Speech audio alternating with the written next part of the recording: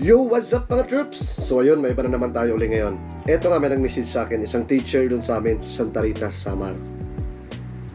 Eto, ang sabi niya, boy, pwede ako mag-ask para sa success story and journey mo sa ALS, tsaka kung nasan ka na ngayon. So ayun mga troops, tara, pag-usapan natin.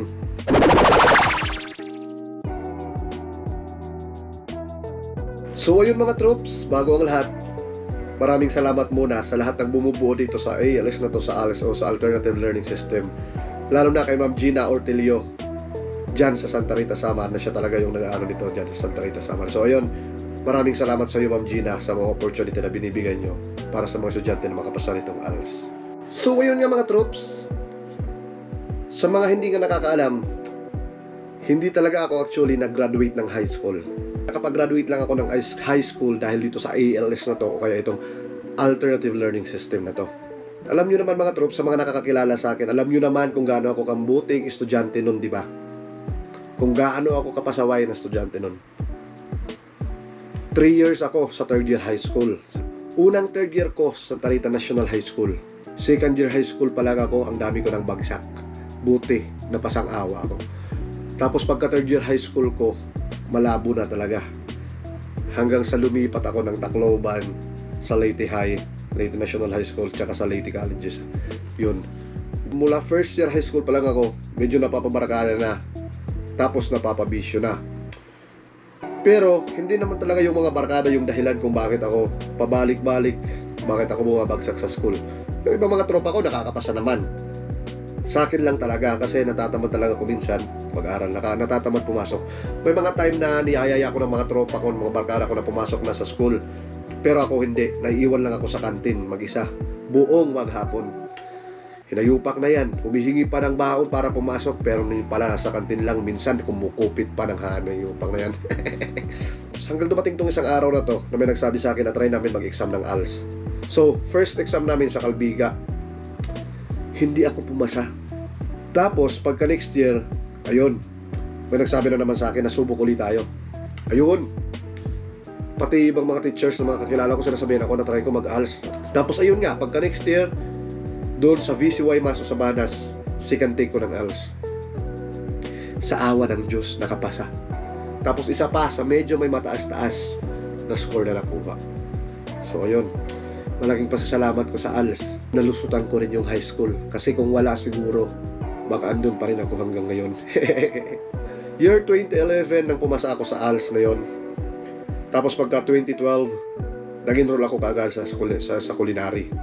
Wala akong may pakita ang mga picture dito sa inyo ngayon ng culinary ako. Kasi parang hindi pa ako masyadong nagpipicture ng video. Puro tropa, barkada, basketball lang kasi natupag ko nun. Tsaka anak. Pagka next year naman, pagkatapos ko na sa culinary, year 2013, ay grinam ko agad yung opportunity na makapag-OJT sa barko. Kahit medyo may kalakihan yung gastos, sinuportahan pa rin ako ng magulang ko. So yun nga mga troops, after ng OJT, nag-apply, kaso hindi rin ako kaagad natanggap. Nahirapan din ako matanggap kaagad sa pag-apply ko rin sa barko. Performance ko nakalagay doon sa papel, sa referral sa akin, okay naman yung performance ko. Kaso, hindi sa interview. Kasi sanay nga ako doon sa buhay tambay, buhay kanto, buhay kalye, buhay kantin dahil sa tamad mag-aral. Kaya hindi ako ganun ka-confident humarap sa interview, sa mga professional na interview. So ayun, bagsak nga dahil una kabado, tapos hindi ganun ka-smooth sumagot. Kaya bagsak ko, dishwasher unang trabaho ko. Napunta rin ako sa isang komisari, which is same company pa rin ng pinag-OJT-han ko. Dito pala ako nag-OJT sa barkong to, St. Peter the Apostle ng Togo Travel. Ayan, kunti lang may papakita kong mga pictures kasi wala talaga akong mahanap ng mga pictures ko nung nasa OJT kami. Tapos next na nasampahan ko naman ay ito, St. John Paul II. Wala rin akong gaanong masyadong picture dito. Tapos ayun nga mga troops, after nun nagkomisary, land base, tapos naging on call sa Manila Hotel. Every Saturday lang kasi noon Every Saturday lang ako sa Manila Hotel kasi on call lang ako. Kasi pag weekdays, doon ako sa komisari, sa food production, para sa barko din. Habang nag-a-apply naman ako international noon, nag-apply din ako sa isang hotel. Kasi mayroon akong nakikita noon sa chef sa Marriott Hotel na nagla-live sa Bigo.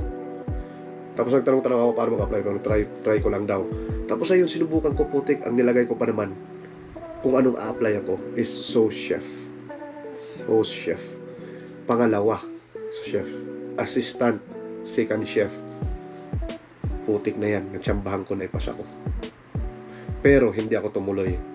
Kasi nga pangarap ko talaga sa barko. Kaya yun pa rin ang pinili ko. Kaya ayun nga, nakapagbarko. Ito mga ilan-ilang lang sa mga pictures na nasa barko ako noon. Na-experience ko pa mag-guest sa isang live cooking demo sa national television dyan sa Pilipinas. So ayun yung mga troops, ito andito nga sa Canada ngayon bilang isang kusinero pa rin kasi yun naman talaga yung pangarap ko, naging isang kusinero. So ayun mga troops, yun nga yung naging journey ko sa ALS. Kung bakit ako nakapag-ALS, kung anong naitulong sa akin itong ALS na to. At kung nasan ako ngayon dahil kay ALS. Kasi kung wala itong si ALS na to, sigurado, baka, malamang nasa high school pa rin ako ngayon. So ayun nga mga troops, malaking pasasalamat ko dito sa ALS na to, sa Alternative Learning System, tsaka sa lahat ng mga bumubuo nito. Kasi natapos ko yung high school ko, nabigyan ng chance makapag-college. Ngayon, kung ano-anong mga opportunity yung na-experience na, kung ano-anong mga opportunity yung na-grab ko, tapos mga experience sa buhay.